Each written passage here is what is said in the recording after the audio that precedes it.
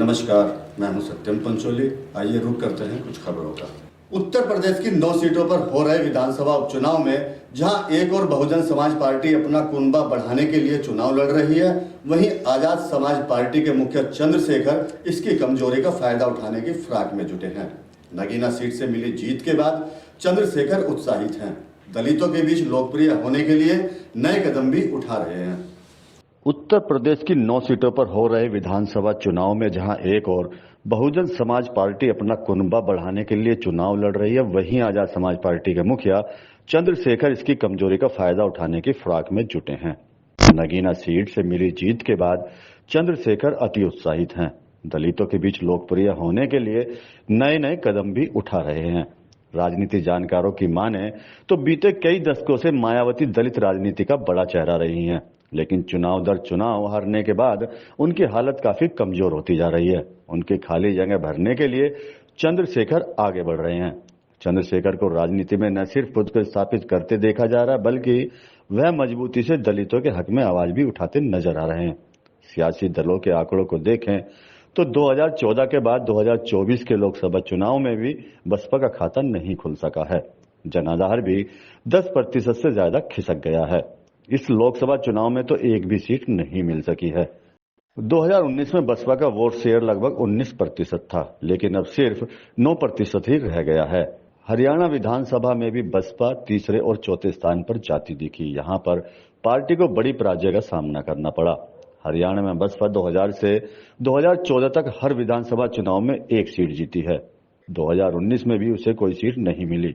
बसपा को हरियाणा विधानसभा चुनाव में इस बार लगभग 2% वोट मिला है। वरिष्ठ राजनीतिक विश्लेषक वीरेंद्र सिंह रावत कहते हैं कि नगीना चुनाव में चंद्रशेखर की पार्टी को मिली जीत के बाद दलितों में एक नई चेतना का उभार देखा जा रहा है। वह धीरे धीरे करके बसपा की कमजोरी का फायदा लेने में जुट गए हैं। सबसे ज्यादा उन्हें सक्रियता का फायदा मिला। मायावती के फील्ड में न उतरने के बाद जो दलितों के बीच जाकर उनके मुद्दे उठा रहा है वह चंद्रशेखर है। इस कारण दलित नौजवानों में उनकी पैठ बढ़ रही है। उनके बीच यह लोकप्रिय हो रहे हैं। बसपा को लगातार मिल रही हार से भी दलितों में उनके दल से कुछ मोह भंग हो रहा है। इसका फायदा चंद्रशेखर लेना चाहते हैं। इसी कारण वह पहले हरियाणा विधानसभा गठबंधन के साथ लड़े। हालांकि उन्हें सफलता नहीं मिली, लेकिन उन्होंने राज्य में अपनी उपस्थिति दर्ज कराई। अब यूपी की 9 में से 8 विधानसभा सीटों पर वह उपचुनाव लड़ रहे हैं।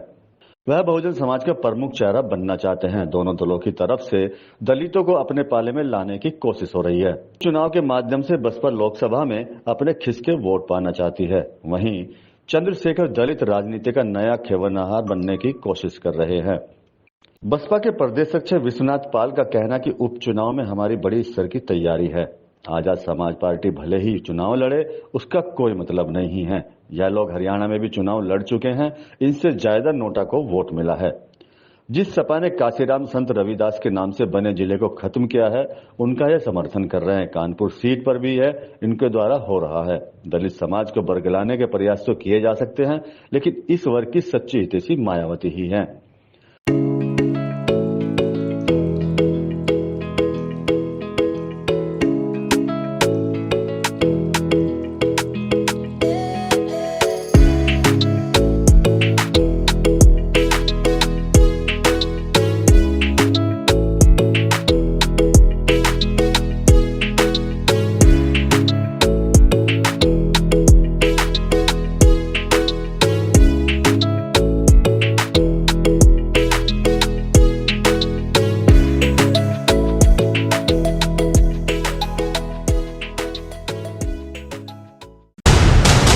देश और दुनिया की खबरों से अपडेट रहने के लिए आप अभी तक न्यूज चैनल को सब्सक्राइब करना ना भूलें और साथ ही हर न्यूज का नोटिफिकेशन पाने के लिए बेल आइकन को भी दबाएं।